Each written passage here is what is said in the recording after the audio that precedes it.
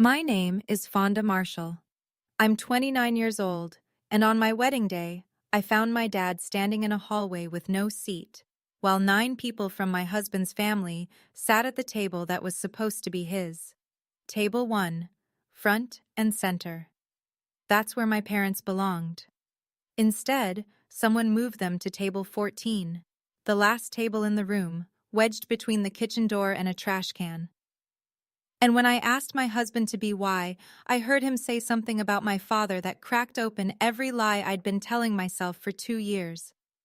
I stood in that hallway in my wedding dress, 200 guests waiting on the other side of the wall, and I made a decision that I cannot take back, and wouldn't if I could. What I did, what he said, and what happened to his family after, that's the story I'm about to tell you.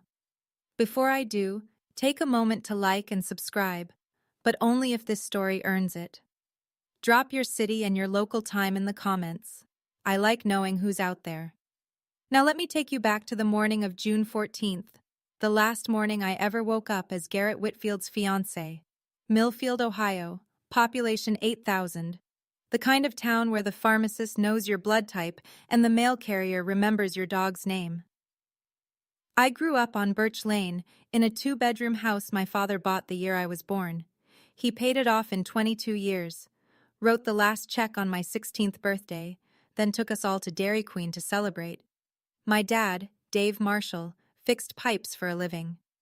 35 years with the same pair of steel-toed boots, resoled 4 times. His knees went bad around year 20. His back followed around year 30. But I never once saw him miss a day when I was in school. He'd come home at 6, scrub the grease off his hands with that orange soap that smelled like gasoline and citrus, and ask me what I learned that day. My mom, Linda, worked the cafeteria line at Millfield Elementary. She served lunch to 400 kids a day and knew every single one by name. She knew which ones were lactose intolerant, which ones had peanut allergies, and which ones came to school hungry because there wasn't food at home. Those kids always got extra helpings. Always.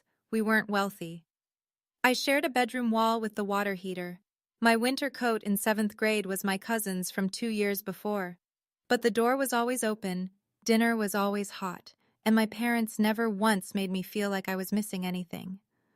I got through college on a scholarship and student loans, became a nurse practitioner at the community clinic on Route 9, paid off my debt by 28.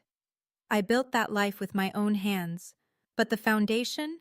That was Dave and Linda Marshall. I thought a family like that was enough for anyone. I was wrong. I met Garrett Whitfield on a Tuesday in October, 2 years before the wedding.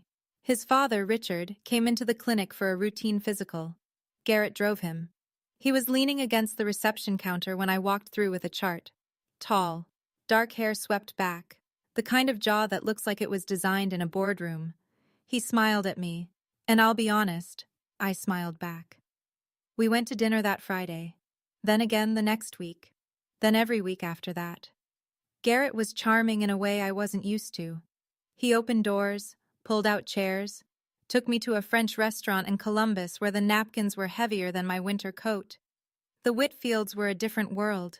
Real estate developers, 3 generations deep. Their name was on a subdivision, a commercial plaza, and a bronze plaque at the country club where they'd been members for 25 years. 5-bedroom house on 2 acres. Richard ran the company. Garrett managed acquisitions. His mother, Constance, chaired the Hope Foundation's annual gala and sat on 2 nonprofit boards. The first time I met Constance, she wore cream silk and pearl earrings the size of dimes. She shook my hand, looked me up and down, and said, "A community clinic? How interesting."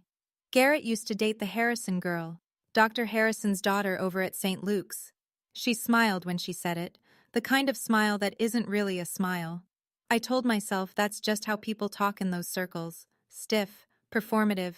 It didn't mean anything. Garrett squeezed my hand under the table and whispered, "She'll warm up." She never did. But by then, I was already in love. And love has a way of making you explain away the things you should be running from. Garrett proposed 14 months later, at the restaurant his family owned a stake in, a private room, candles, a string quartet, and Constance, sitting 3 tables away. Coincidence, Garrett called it. I said yes anyway, because the ring on my finger wasn't from Constance. It was from the man who drove 40 minutes to bring me soup when I had the flu, who texted me every morning, who said my parents were good people and that he couldn't wait to call Dave Dad. Then the wedding planning started, and the version of Garrett I thought I knew started to blur. Constance chose the venue, the Whitfield Country Club, not the little church on Maple Street where my parents were married. She chose the wedding planner, her friend Diane.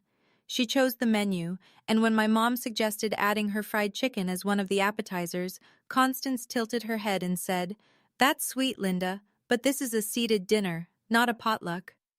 My mother laughed it off. I saw the way her hands tightened in her lap. Every time I pushed back, Garrett had the same answer. "Let Mom have this one, babe. After the wedding, it's just us. Our own house. Our own rules." I wasn't a pushover. I want to be clear about that. I made a calculated decision. Lose the small battles now, win the war later. The venue didn't matter. The menu didn't matter. What mattered was the marriage. The 40 years after the party. That was my logic. And it made sense. Right up until I realized the small battles weren't small. They were rehearsals. Constance was testing how far she could push, and I kept giving ground. I didn't know it then, but the wedding day wasn't the war. It was the last rehearsal. June 14th, 6 a.m. I woke up in my old bedroom at my parents' house. Sunlight through the curtains my mom sewed when I was 12. The dress hung on the closet door. Ivory satin, tea-length, bought with my own savings. Constance had suggested a designer gown from a boutique in Columbus. I declined. This was the one thing I kept. By 10, I was at the Whitfield Country Club. The place looked like a magazine spread.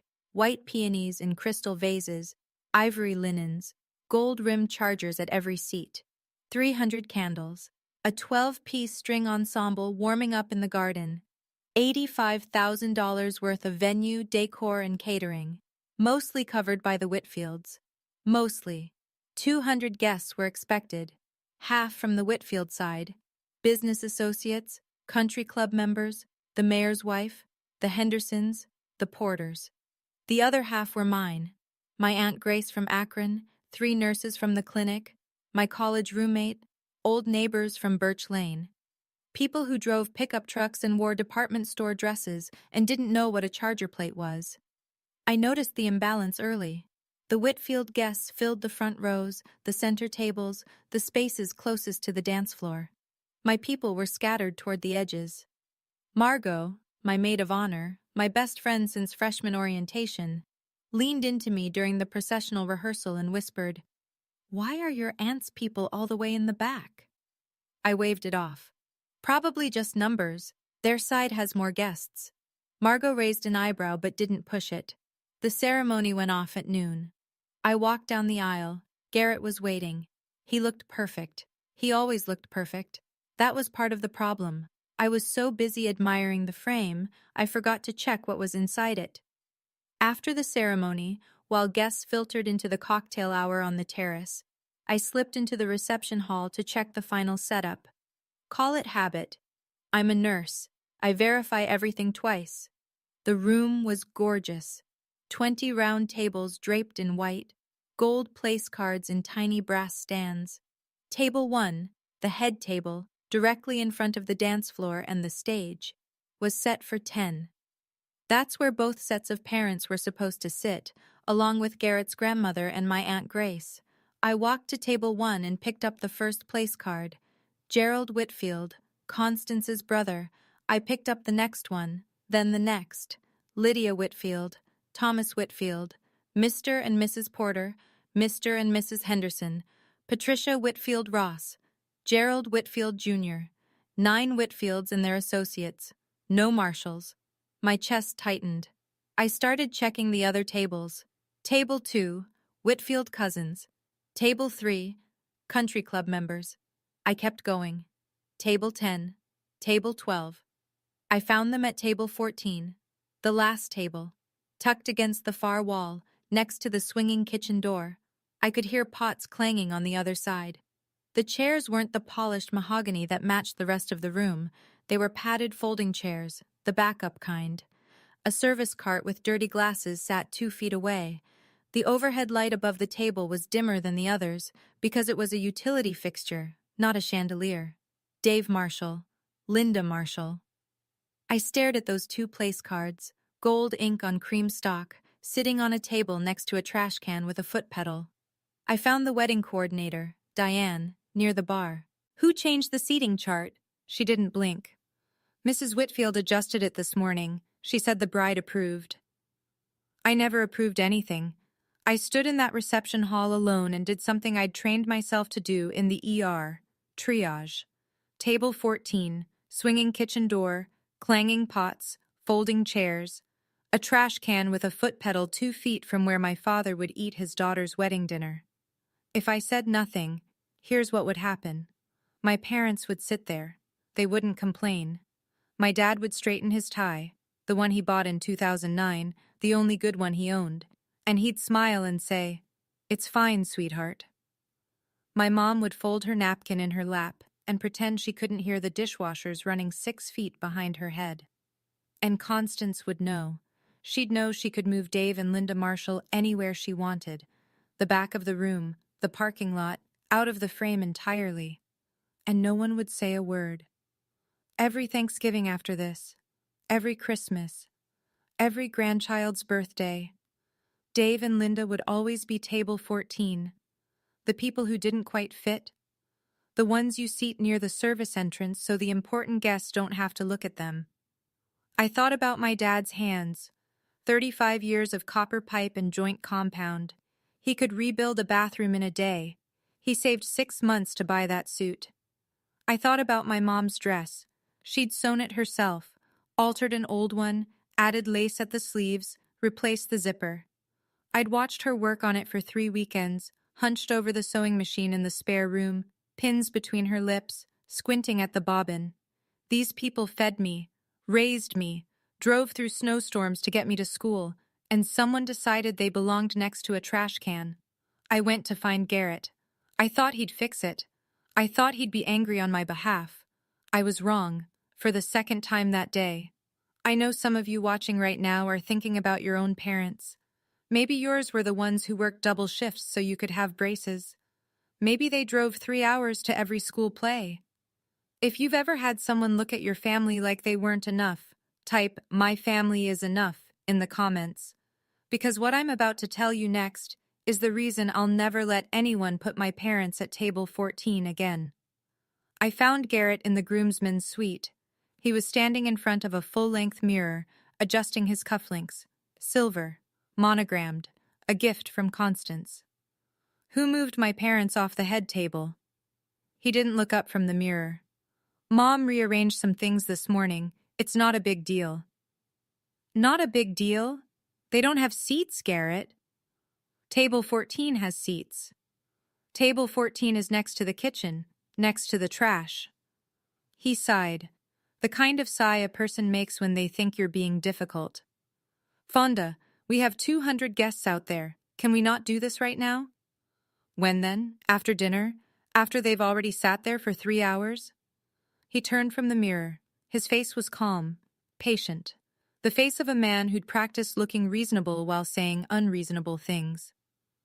Mom has her reasons. The Hendersons and Porters are sitting at table 1. They're important. More important than my parents? I didn't say that. You didn't have to. He stepped toward me, put his hand on my arm. Gentle, rehearsed. Baby, you're stressed. It's your wedding day. Let's get through dinner and I'll talk to Mom tomorrow.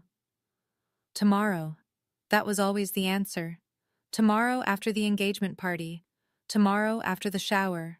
Tomorrow after the wedding. Tomorrow never came. I searched his face for something. Anger, guilt, surprise. Anything that would tell me he didn't know about this until right now. There was nothing. No surprise, no outrage. He'd known since morning, maybe longer. He knew Constance moved my parents to the back of the room, and he'd gotten dressed, fixed his cufflinks, and checked his hair in the mirror. I walked out without another word. I still had one more door to open. On my way back through the corridor, I stopped at the welcome table near the entrance. A stack of printed programs, ivory cardstock, gold lettering, sat in a neat row next to the guest book. I picked one up and opened it. Page 2. With love and gratitude to our families. Below that heading, a list. Richard and Constance Whitfield, Gerald and Lydia Whitfield, Thomas Whitfield, the Whitfield Family Foundation. 4 lines, all Whitfield. I flipped the card over, checked the back, checked inside the fold. Dave and Linda Marshall were nowhere. In the original version, the one I'd approved 3 weeks ago, my parents were listed first. With deepest love to Dave and Linda Marshall, whose sacrifices made all of this possible.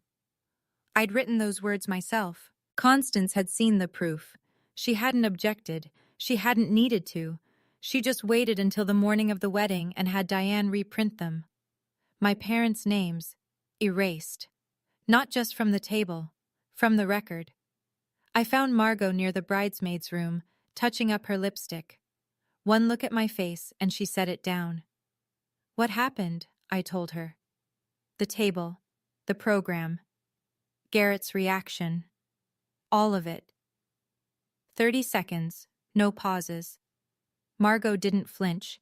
She didn't gasp or say, "Oh my God," or tell me to calm down. She just closed the lipstick cap, put it in her clutch, and looked at me. "What do you want to do?" "I don't know yet." "Okay, what do you need from me?" "Stay close." "I'm here, Fawn. I'm right here." She didn't say, "I told you so." Margot had warned me about the Whitfields 6 months ago. Gently, once, and then never again. She respected my choices, even the ones she disagreed with. That's why I trusted her more than anyone in that building. I still didn't know what I was going to do. But I knew the next thing I needed to hear would decide everything. I walked back toward the groomsmen's suite. I wasn't eavesdropping. I was going to try one more time, to stand in front of Garrett and say, "Fix this, or I don't walk into that room." The door was cracked open. 3 inches, maybe 4. Enough to hear everything. Constance's voice first, low, controlled, the way she always sounded when she was most dangerous. "Garrett, look at her father. That suit is from 2005, and her mother? My God. Did she sew that dress herself? They look poor. You cannot have them sitting at the front table. Our guests will think, 'I know, Mom.' The Hendersons are sitting right there, Jim Porter and his wife. These are the people who matter, Garrett. Not, I'm sorry, but not a plumber and a lunch lady." "You're right. The Marshalls are fine in the back. It's more appropriate." A pause. Then Constance, quieter. "You should have listened to me from the start. She doesn't belong here." "She doesn't belong here." I pressed my hand against the wall. The hallway tilted. I heard my own pulse in my ears, hard, slow, like a door being locked from the inside. My father, the man who spent 35 years on his knees under kitchen sinks, who had 2 bad knees and 1 good suit, who drove 4 hours round trip every weekend to visit me in college because he thought the dining hall food wasn't enough. A plumber and a lunch lady, that's what they called him. That's what they called her. And the man I was supposed to spend my life with said, "You're right." There are sentences you can unhear. This wasn't one of them. I stepped back from the door. My hands weren't shaking anymore. Something had gone very still inside me, like the moment in the ER right before a code, when the noise stops and everything becomes clear. I pushed the door open. Constance turned first. Her face froze. Half a second, maybe less, then rearranged itself into that smile. The one that looked like hospitality, but felt like a locked gate. "Fonda, sweetheart, you look stunning." I heard everything. Garrett's jaw tightened. "Heard what? We were just—" "Dad looks poor. Mom sewed her dress. They don't belong at the front table." I held his gaze. What part did I misunderstand? Constance stepped forward, hands clasped, the chairwoman posture. "Fonda, this is just a seating arrangement. We're trying to make sure—" You called my father a plumber like it was an insult. You called my mother a lunch lady like she should be ashamed of it. I didn't mean. And you, I looked at Garrett, said they were fine in the back, that it was more appropriate. Garrett's voice dropped, smooth, calm, the voice he used in client meetings when a deal was going sideways. You're emotional right now, Fonda. It's your wedding day. Let's take a breath and... I am breathing, Garrett. I've never been more clear. Constance glanced at her son. A quick, sharp look, the kind that said, handle this. Garrett tried again. Baby, come on. Let's not ruin... I'm not ruining anything. You already did. I turned and walked out. The hallway was quiet.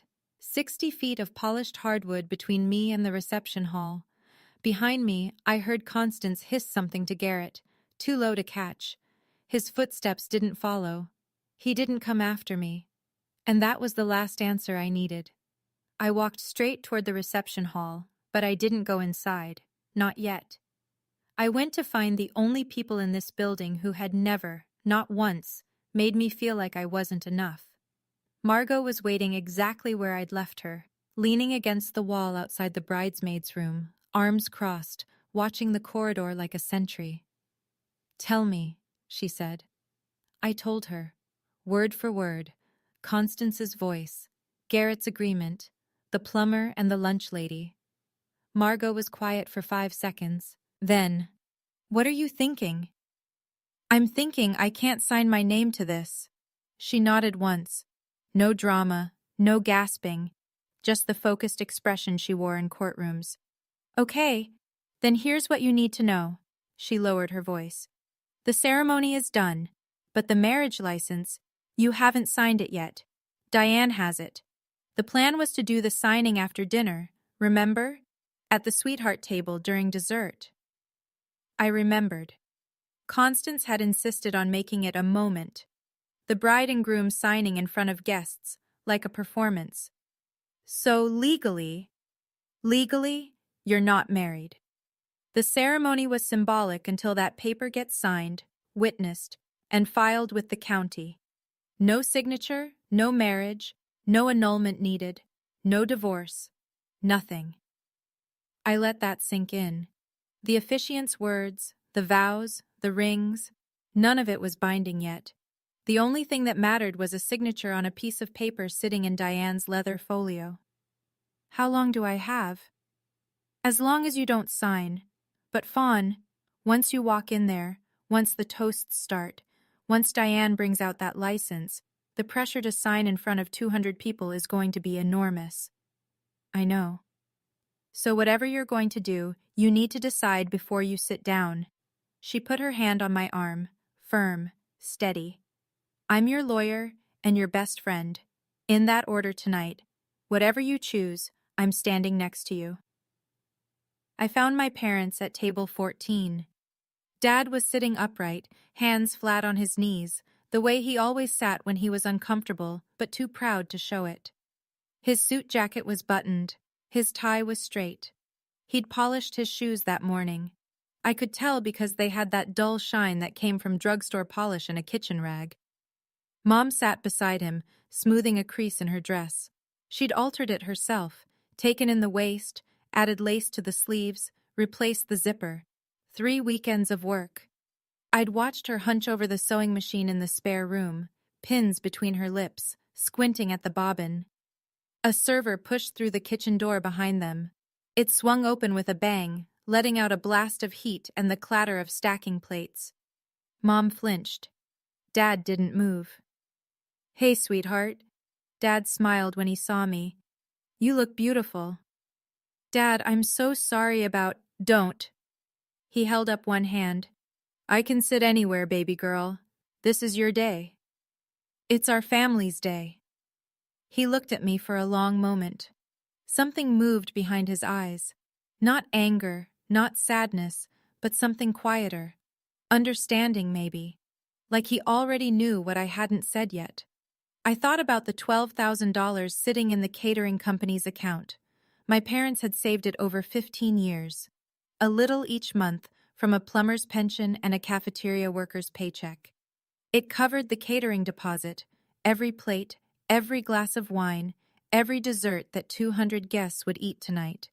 Without that 12,000, there was no dinner. And Constance had put the people who paid for the food next to the place where the trash goes out.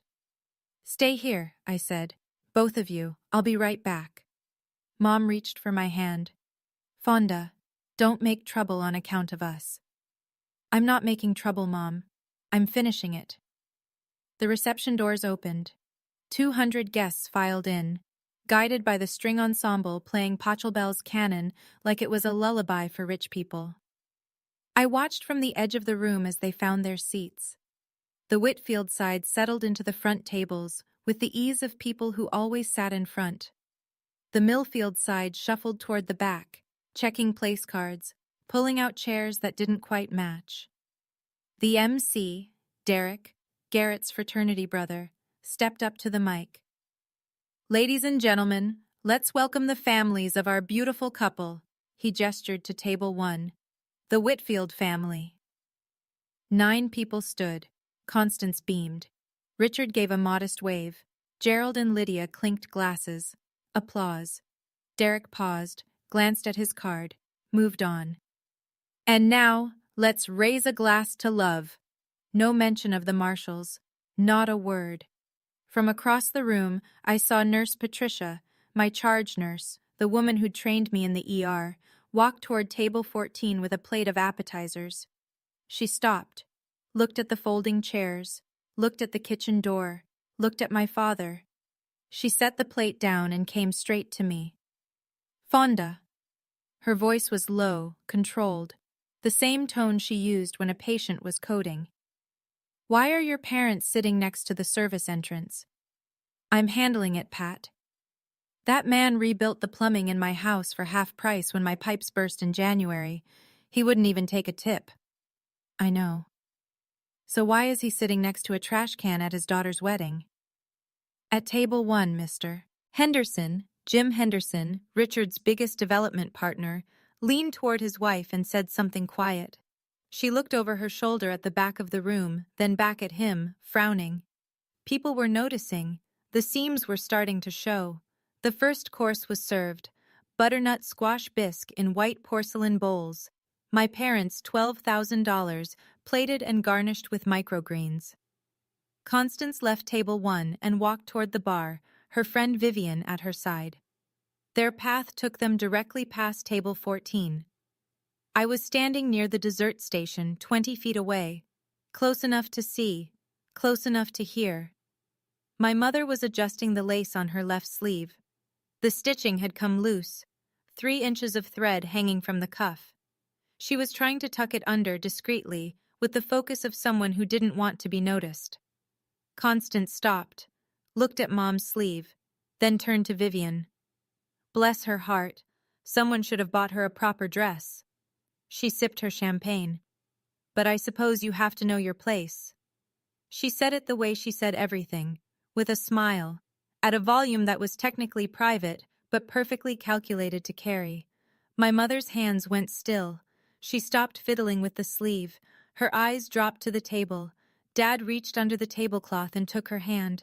He didn't say anything. He just held it. I have watched patients flatline. I have held a child while a doctor delivered a terminal diagnosis to her mother. I have seen things in the ER that would keep most people awake for weeks. But watching my father, Dave Marshall, the strongest man I have ever known, sit there and absorb that woman's contempt while holding my mother's hand under a folding table next to a trash can, that was the worst thing I have ever seen. Because for the first time in my life, I saw him ashamed. Not of himself, of the situation, of being put somewhere he didn't deserve to be and not being able to fix it. I was done, completely and irreversibly done. I crossed the room, grabbed Garrett's arm at the edge of the dance floor, pulled him behind a column where the nearest table couldn't hear us. "Your mother just humiliated mine, in front of guests, right now." "What did she say?" "Know your place. Someone should have bought her a proper dress." Garrett ran his hand through his hair. "Fonda, Mom says things. She doesn't mean..." She means every syllable and you know it. Can we please just get through dinner? Go over there, tell your mother to apologize, right now. He looked at me, then he looked across the room, at Constance, laughing with Vivian at the bar, at table 1, where the Hendersons sat, at the string ensemble, playing something soft and expensive. He looked at all of it, then he looked back at me. I'm not making a scene, Fonda. 200 people are watching. Then whisper, I don't care how you do it. Just do it. He straightened his jacket, took a breath, and said the thing that ended us. Your parents will be fine. They're tough. Let's just get through tonight. He turned around and walked back to table 1, sat down in his gilded chair. Constance leaned over and patted his arm. He picked up his wineglass. I stood behind the column alone. The string quartet shifted into something by Vivaldi. Servers glided past with trays of seared salmon. My $12,000 salmon. 200 people laughed and clinked glasses in a room where my parents didn't have a seat worth sitting in. Garrett chose. He chose the table. He chose the room. He chose his mother. Now it was my turn. I went straight to table 14 and sat down. Not in the chair assigned to me at the sweetheart table, not next to the groom, between my parents. Mom looked at me confused. Honey, you should be up front. My family's here, so I'm here. Dad studied my face. He'd known me for 29 years. He could tell when I was about to do something. Fonda, his voice was quiet. Careful. Don't do anything on our account. I'm not doing this for you, Dad. I'm doing this for me. I looked across the room to the bridesmaids' table. Margot was already watching. I met her eyes and gave a single nod. She nodded back. Then she reached under the table, grabbed her clutch, and stood up. I took one breath, then another. Then I pushed back my chair and stood. The walk from table 14 to the stage was maybe 60 feet. It took me about 30 seconds. My heels clicked on the polished hardwood, a sharp, steady rhythm, like a metronome counting down. A few heads turned, then more. The conversations didn't die all at once. They faded, table by table, like ripples moving backward. By the time I reached the stage, the room was almost silent. Derek, the MC, was mid-sentence into some anecdote about Garrett's college days. He saw me step up and faltered. Oh, the bride, everyone! Scattered applause. I took the microphone from his hand. He let go without resistance, his face caught somewhere between confusion and a grin. I looked out at the room. 200 faces, crystal glasses, white linens, gold place cards. Constance at table 1, champagne in hand. Garrett beside her. Richard staring at his plate. My parents behind me. Table 14. The last table. From across the room, Constance leaned toward Garrett. I couldn't hear her, but I could read her lips. What is she doing? I adjusted the microphone, and I told them. Thank you all for being here today. My voice came through the speakers clear and level, no tremor, no tears. I'd spent 7 years in emergency rooms. I knew how to stay steady when everything was falling apart. I know you came to celebrate a wedding, and I owe you the truth about what's happening in this room. The last murmur died. 200 people went still. I could hear the ice settling in someone's glass at table 6. Most of you know me as Garrett's fiancée, but before I was that, and after tonight, I am Dave and Linda Marshall's daughter. I pointed toward the back of the room. My parents are sitting at table 14. I'd like everyone to look at table 14 for a moment. Heads turned. All of them. 200 pairs of eyes swept to the back corner, past the bar, past the dessert station, past the kitchen door, and found Dave and Linda Marshall sitting at a folding table between a service cart and a trash bin. I watched the reactions move through the room like weather. Confusion first, then recognition, then the slow tightening of faces as people understood what they were looking at. Jim Henderson put down his fork. His wife, Carol, pressed her hand to her mouth. Nurse Patricia, standing near the wall, closed her eyes and shook her head once. At table 1, Constance's smile hardened into something ceramic. Her hand gripped the stem of her champagne flute. Garrett sat beside her, jaw locked, eyes fixed on me. 12 hours ago, I continued, my parents were seated at this table. Table 1, right here in front, where the families of the bride and groom are supposed to sit. That was the seating chart I approved. I let the sentence sit. This morning, that changed. This morning, someone walked into this room and replaced every place card at the head table. My parents were removed and reassigned to the last seat in the house, next to the kitchen, next to the service entrance, next to the trash. I paused. Let the room absorb it. That person was Constance Whitfield. Every head at table 1 turned toward her. Constance sat perfectly still, her chin lifted, but the color had left her face. Her fingers on the champagne flute went white. Richard looked down at the tablecloth. He didn't move. When I confronted my fiancé, when I told him what his mother had done, he told me not to make a scene. I kept my voice even, factual, like reading a chart out loud during rounds. And when I heard him speak to his mother privately, he said, and these are his exact words, "The Marshalls are fine in the back. The Hendersons and Porters are more important." Jim Henderson pushed back from the table, not dramatically, just enough to create distance between himself and the Whitfields. His wife stared at Garrett with an expression I recognized from the ER, the look people get when they realize they've been standing next to something unsafe. Garrett stood up. "Fonda, that's not... You're twisting." "Sit down, Garrett." I didn't raise my voice. I didn't need to. "You had your chance to stand up for my family. You chose not to." He stayed on his feet for 3 more seconds. Then Constance pulled his sleeve and he sank back into his chair. The room was so quiet I could hear the kitchen door creak on its hinge. My Aunt Grace, sitting at table 11, put her hands flat on the table and whispered, "Tell them, baby." "Let me tell you about the people who were moved to table 14.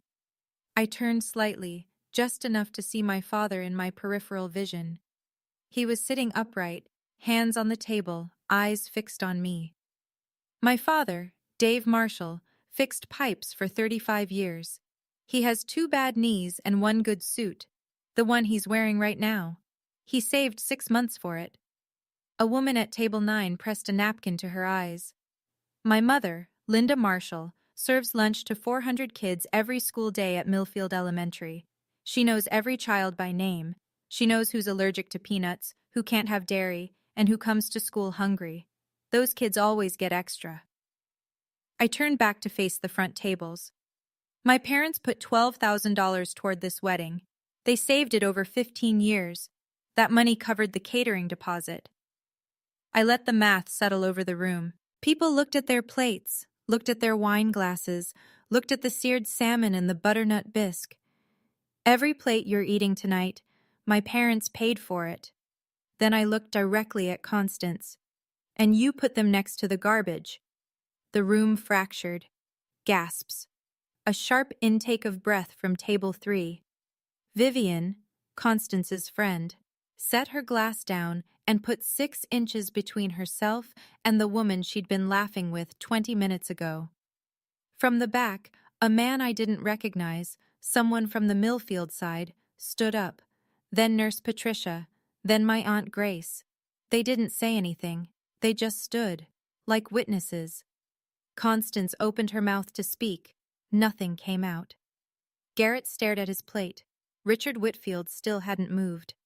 "I came here today to start a marriage, a partnership, a life built on mutual respect." My voice didn't crack. I wouldn't let it. Not here, not in front of her. "But I cannot sign my name to a marriage where my family is treated as an embarrassment. I will not raise children who learn that love means hiding where you come from." I reached up and unpinned my veil, folded it once, twice, 3 times, set it on the edge of the stage, neatly, the way my mother taught me to fold things, with care, even when you're letting go. To the guests from Millfield, thank you for driving here. Thank you for celebrating with my family. We're going home. I looked at Constance one last time. To the Whitfields, I wish you well, genuinely. But I deserve better than a man who sits in silence while his mother calls my father poor. And my parents deserve better than table 14. I set the microphone on the stand. Gently. No slam. No drop. Just placed it. The way you put down a tool when the job is finished. I stepped off the stage and walked to the back of the room. My heels on the hardwood again. That same steady rhythm. 60 feet. This time, nobody talked over it. Dad stood when I reached him. Mom was crying. Quiet tears, the kind she always tried to hide. I hugged them both, right there, between the folding chairs and the kitchen door. Margot appeared with my coat and bag. She'd already called a car. We walked out, the four of us, past the dessert station, past the string quartet, which had stopped playing, past 200 silent faces. Behind us, I heard Constance's voice, brittle and loud. She's lost her mind. And Garrett calling, Fonda! Fonda, wait! I didn't wait. The door closed behind us, and the last sound I heard was my own breathing. If you're still here, you already know why I did it. But I want to hear from you. Has anyone ever told you your family wasn't good enough? That your parents didn't fit in? Type, not table 14, if you know that feeling. And if this story hit close to home, share it with someone who needs to hear it today. Now, what happened after I walked out? That's where the real story begins. That night, I sat at the kitchen table in my parents' house. Same table I'd done homework on since 3rd grade. Formica top, chrome legs, a chip in the corner from when I dropped a cast iron skillet in high school. Mom made coffee. Dad sat across from me and said nothing, which was his way of saying everything. At 9:15, Margot called. The marriage license is still unsigned. I confirmed with Diane. She has the original document. It was never signed, never witnessed, never filed. So legally, you were never married, not for a single second. No annulment required, no divorce proceedings, nothing. You walked away clean. I exhaled. One knot in my chest loosened. There's more, Margot said. Under Ohio law, since you cohabited, he may try to claim some shared property. But your lease is in your name, and your bank accounts are separate. You're in a strong position. Okay. One more thing. He's been calling. 17 missed calls from Garrett, 3 from Constance, 1 from Richard. Block all 3. Already done. After Margot hung up, I sat in the kitchen for a long time. Dad had gone to bed. Mom was washing the coffee mugs, even though the dishwasher was empty. She always washed things by hand when she was worried. My phone was silent now. No more calls. No more texts alternating between, "Baby, I'm sorry," and "You humiliated my family," and "You'll regret this." I didn't need his apology. I needed him to have stood up 6 hours ago and said, "That's my wife's family. Put them back where they belong." He didn't, and I couldn't undo what I'd heard. Mom dried the last mug, set it in the cabinet, and kissed the top of my head on her way to bed. "I'm proud of you," she said. "Your father is too. He's just no good at saying it." 2 weeks later, I threw up in the bathroom at 7 in the morning, then again at noon, and again at 4. I bought a test at the CVS on Route 9, the one where the pharmacist, Gail, had known me since I was 6. She looked at the box, looked at me, didn't say a word, just rang it up and handed me the bag. Positive. 2 pink lines, sharp and unmistakable, on the bathroom floor of my parents' house. I sat on the tile and cried.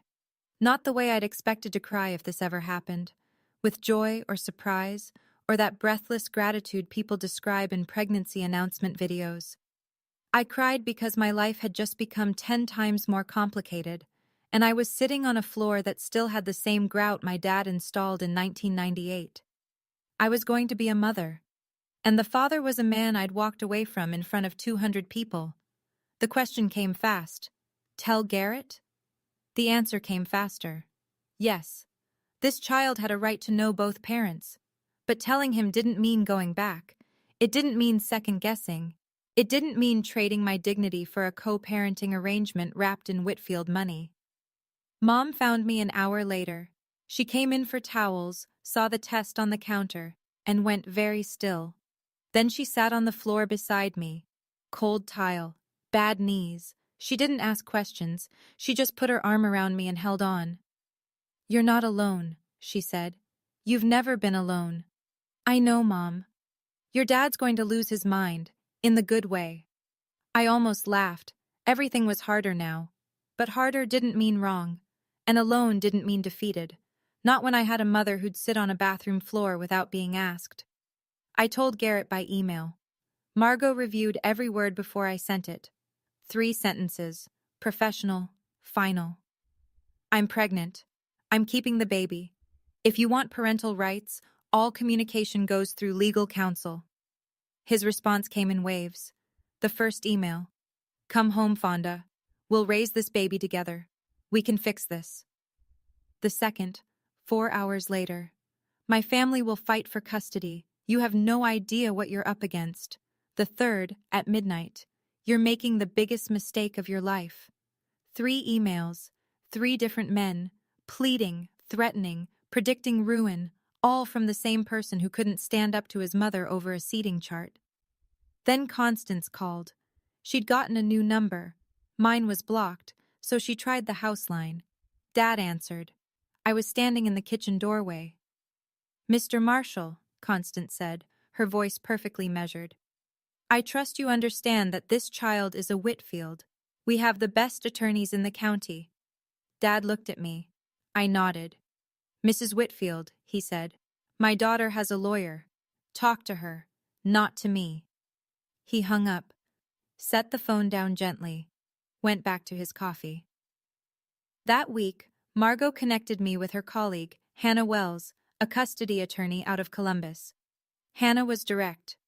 "Ohio courts favor the primary caregiver. You have stable employment, family support, and no history of instability. His family's money is not a legal argument." I filed the paperwork. Everything through proper channels. No phone calls, no confrontations, no emotional negotiations. Just documents, deadlines, and boundaries. Constance had said they had the best attorneys in the county.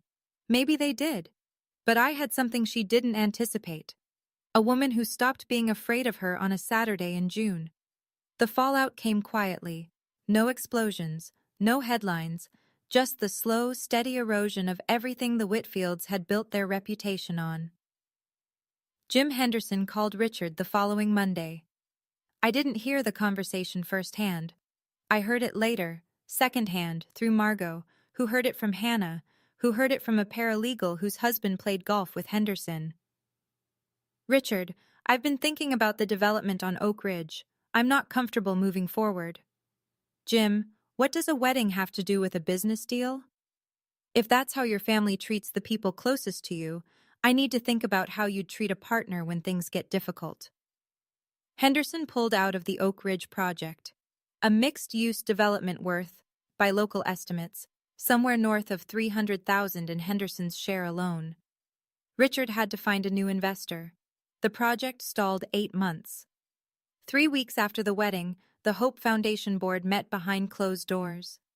Constance had chaired their annual gala for 6 years. She'd raised more money than any previous chair. But the board had received calls, donors asking questions, members uncomfortable with the optics. Constance wasn't fired.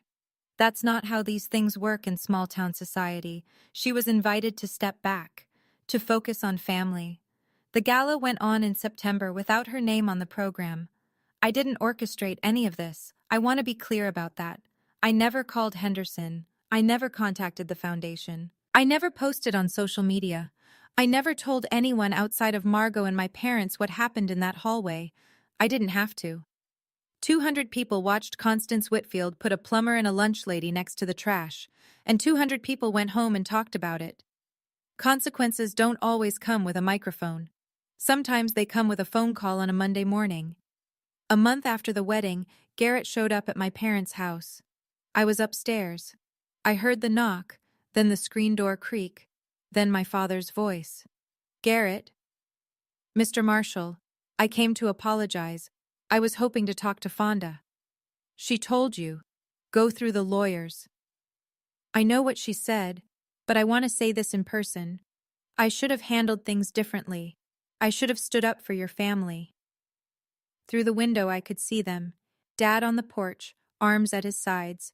Garrett on the front walk, one step below, looking up. You should have, Dad said. Can I see her? 5 minutes. Dad didn't move, didn't shift his weight, didn't cross his arms. He just stood there, filling the doorway the same way he'd stood in every doorway of my life. Solid, present, unmovable. My daughter made herself clear. If you want to be part of this child's life, Hannah Wells has the paperwork. That's the road. Garrett's face tightened. The polished patience cracked, just for a second, and something raw showed through.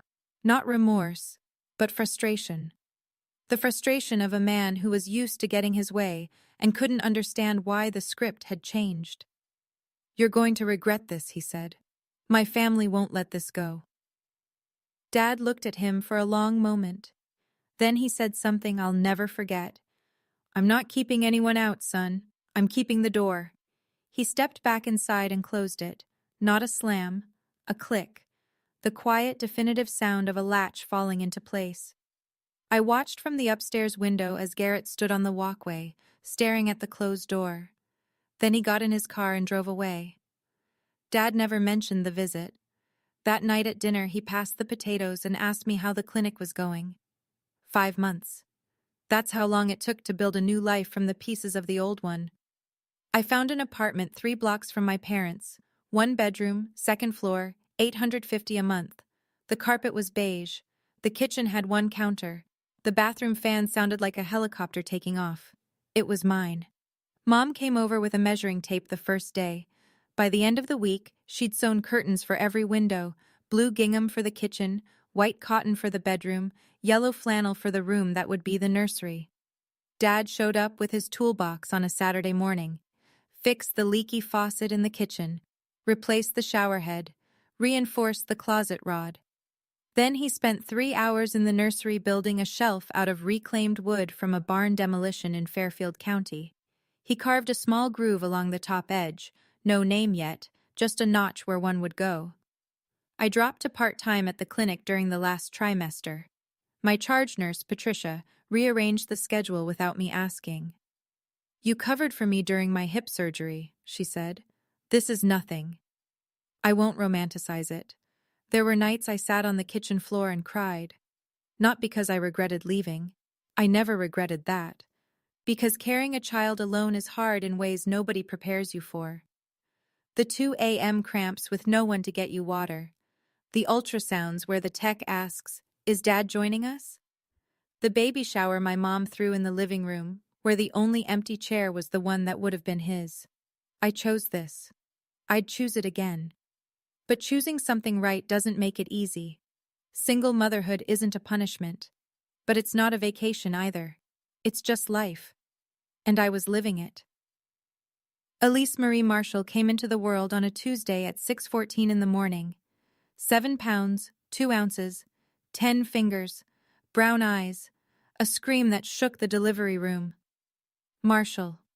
I gave her my name, my parents' name, the name of a plumber and a cafeteria worker who never once made their daughter feel like she wasn't enough. Dad held her first, after me, after the nurses. His rough hands cradled her like she was made of blown glass. He didn't say anything for a full minute, just stood at the window with the morning light on his face and this baby in his arms, breathing. Mom took photos, 47 of them. I counted later. 2 weeks after Elise was born, a letter arrived at my apartment. No return address, but the stationery was heavy, the kind you buy at a specialty shop, not a drugstore. I recognized the handwriting from the Whitfield holiday cards Garrett used to show me. Richard Whitfield.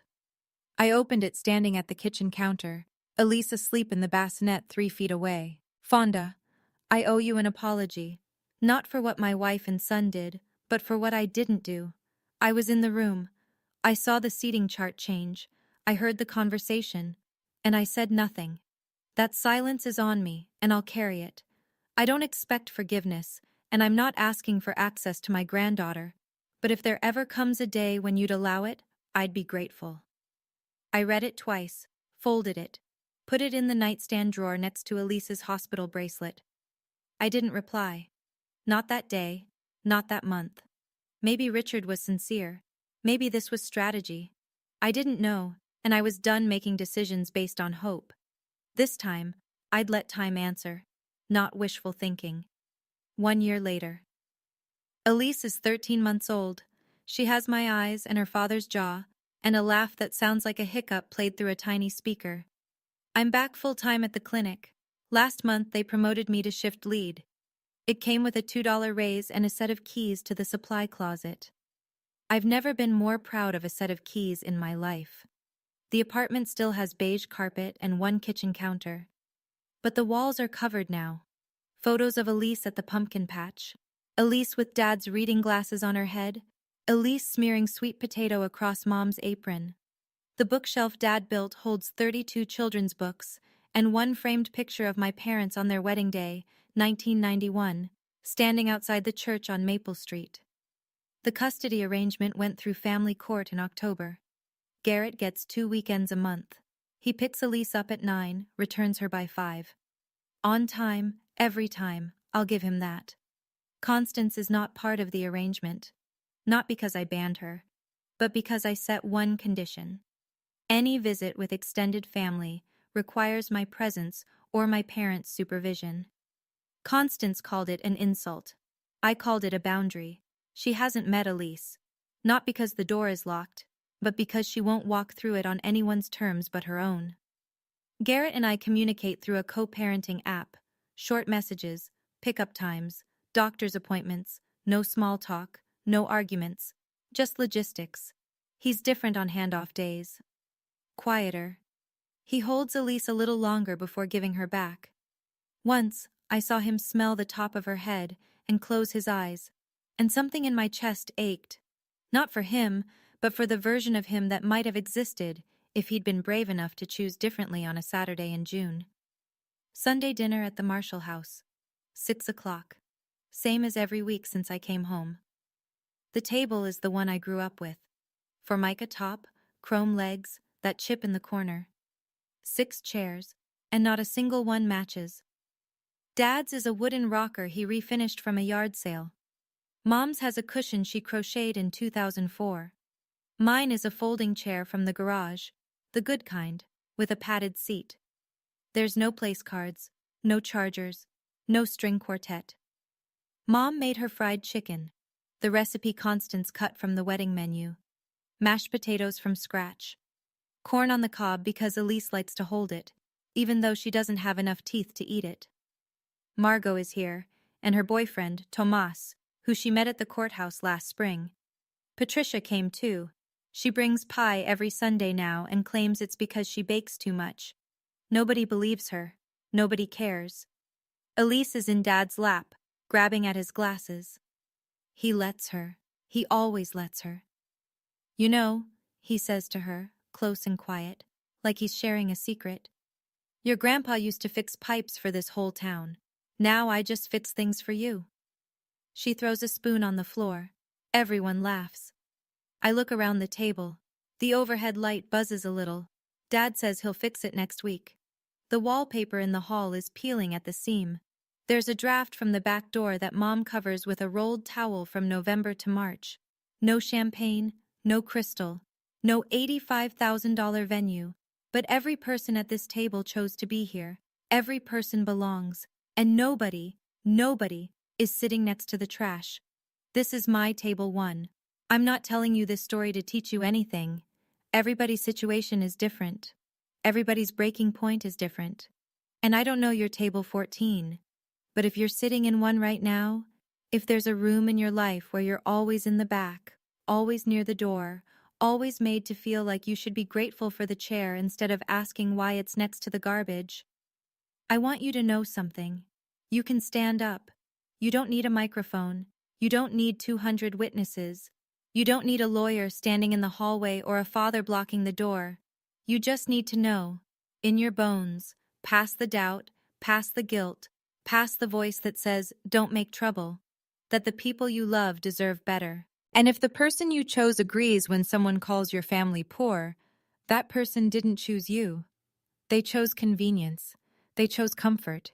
They chose the easier version of love, the kind that doesn't require courage. That's not love. That's a seating chart. My name is Fonda Marshall. I'm 30 now. I'm a nurse, a mother, a shift lead, and Dave and Linda Marshall's daughter. I live in a one-bedroom apartment with beige carpet and a bookshelf my dad built from barnwood. My daughter laughs like a hiccup, throws spoons on the floor, and has never once sat at a table where she didn't belong. And I have never been prouder of where I come from. That was my story. Now, I want to hear yours. If you've ever had to stand up for your family, type Table 1 in the comments. If you think I made the right call, or the wrong one, tell me. I want to know. And would you have answered Richard's letter? That's one I'm still figuring out myself. If you're new here and this resonated with you, hit subscribe.